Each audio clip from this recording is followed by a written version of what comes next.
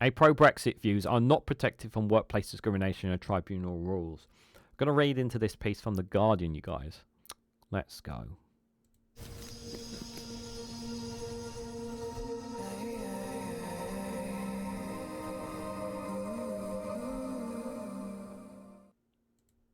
Good morning, good afternoon, good evening, wherever you are in the world. This is Reganelite here with an article from The Guardian with the headline that pro-Brexit views are not protected from workplace discrimination and tribunal rules. An ex-Ukip councillor, Colette Fairbanks, loses the claim that she was bullied in a charity job because of her political stance. Guys, while you're here, make sure you hit the like button and share this across social media so others are notified of this video. Now, I want to stress that in here that we don't know the full context from this report from The Guardian about what she actually says that regards her, what she actually says and what exactly the bullying was. Now, she claimed that she was being bullied by her employer at the charity job that she was at. Now, those are allegations, and allegations that should be taken very seriously. And whatever those, we don't know what was said or what was said in the conversations. Okay, so we have to put that out. Now, let's talk about the political stance. Now, here's the thing. Here's my 2 cents as somebody who has worked in retail, for example. Okay, now as you know, I have very strong political views, and normally a smart person would keep their political views quiet. But also because I don't want it to affect my job in any way, shape, or form. Now, some people will disagree and feel that they should be able to, rightfully so, speak their mind about their political views. I would say that is not an issue when it comes to affecting your job or affecting your co-workers and the relationship that you have with your co-workers, because one thing is very important in any job is that you need to have a healthy working workforce in your environment. Yeah, sometimes the best thing about politics within a workplace is to not say anything about it at all. Sometimes it's best to leave it on the side and not talk about it, because it can end up turning workers against each other, not having that relationship that they should have. But some people can just put that aside and just get on with their work. However, it can also lead to the workforce not being as productive as they want to be as well. But is there discrimination? Is there discrimination from giving a political view?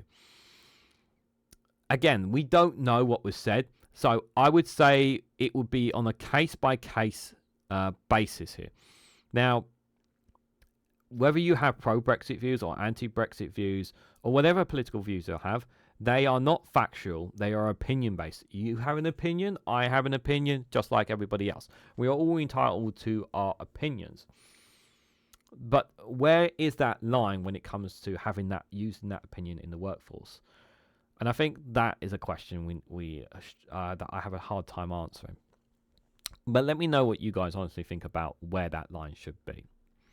So let's have a read. So, supporting Brexit is not a belief that is protected from workplace discrimination, an employment tribunal has ruled. As the former UKIP councillor lost her claim because she was bullied and harassed by her charity employer because she supported the UK's departure from the EU. So Colette Fairbanks was sacked from her job at the drugs and alcohol rehabilitation charity Change Grow Live after sharing offensive posts about immigrants on social media. A tribunal hearing was told. Okay, so first and foremost, okay, let's talk about this case in particular, okay? So first and foremost, you are working for a rehabilitation charity, in particular on drugs and alcohol. A very serious, a very important job, okay?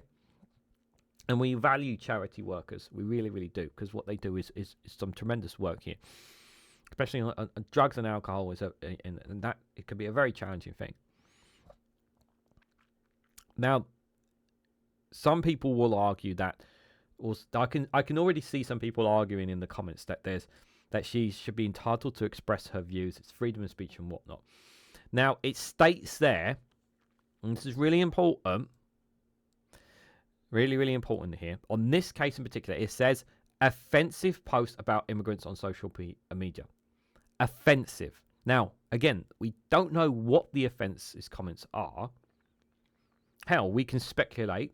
We could say that perhaps she wanted to, but I don't know, burn the hotel down of the immigrants during the London riots. We don't know. Or she could have said something vile about wanting immigrants to burn in hell or something. I don't know. We don't know what the offensive comments are. But one thing I do know is that there is a line. Okay? And while when you are whatever job you have, even when you're not working, sometimes your post, your tweets, your comments can come back to bite you in your workplace, because whether you like it or not, even though you are not working, you're still an employee of that company. You are still technically a representative of that company because you work for that company. For example, on Facebook, you would put, for example, some people on Facebook obviously highlight that they used to work for this work, or they currently work at this workplace.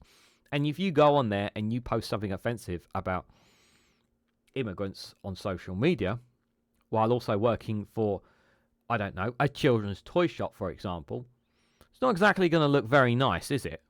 You know, for the company, knowing that one of its staff made an offensive post about immigrants on social media. It's the image that that companies that and the images of the employers have, and it's about them. It's about protecting their business. You know, because they want to protect their business. You know, what they don't want is somebody tweeting or posting and saying, like, hey, Marks and Spencer's, you've got somebody on your counter who said all immigrants should die or something, or whatever. Do you think that's appropriate to have somebody like that in your workplace? Yeah? It's when it turns from politicizing an employee here. And that can create a bad image for the company, because the overall majority of people are not angry, hateful people. Obviously, the argument is about Brexit, and as we go on here, obviously says it includes a belief that the UK should be outside the EU as opposition to illegal migration and be happy to lead the European Convention on Human Rights. But that's her opinion, and she's entitled to her opinion. But there is a line. There is a line here. And by the way, we don't have in America like here in the UK. I want to make this clear. Some people will argue this. We don't have absolute free speech.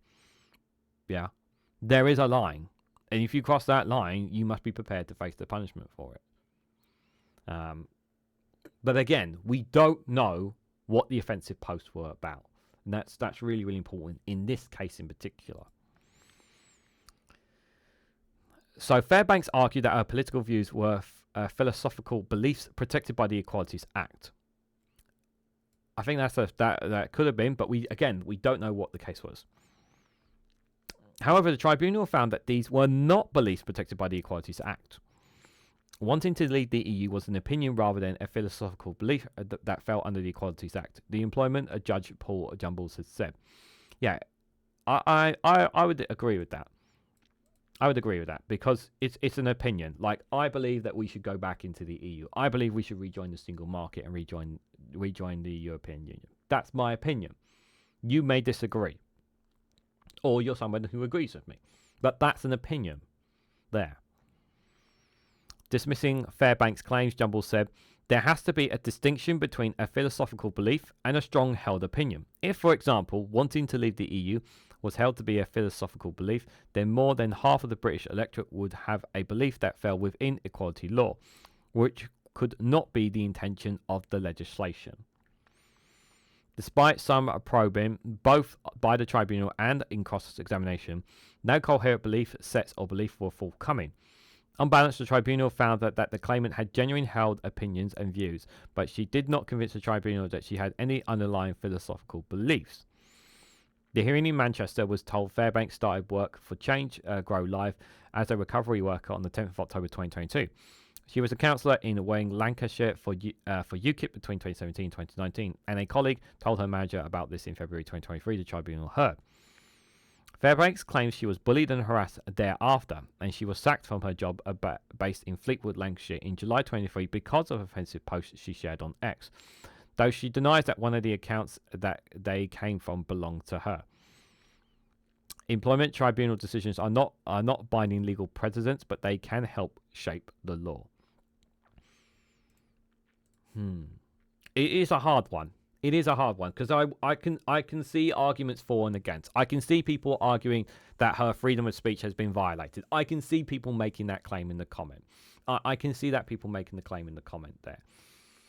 Now, again, I have to stress, we don't know what the offensive post was. And I think that's really, really important here. And the claim, she was claimed that she was bullied and harassed thereafter. Again, that's what she's claiming. We don't, whether we agree with it or not, that was her claim. It's very tough because I want people to be like, I don't believe in, like, people should be allowed to have an opinion and be able to express their opinion. But there is a line. My general belief is that there is a line, and that line should not be crossed. And it will be, and this could turn into something really political, because political debate here, because obviously you have somebody here who generally believes that leaving the European Convention on Human Rights will make us better.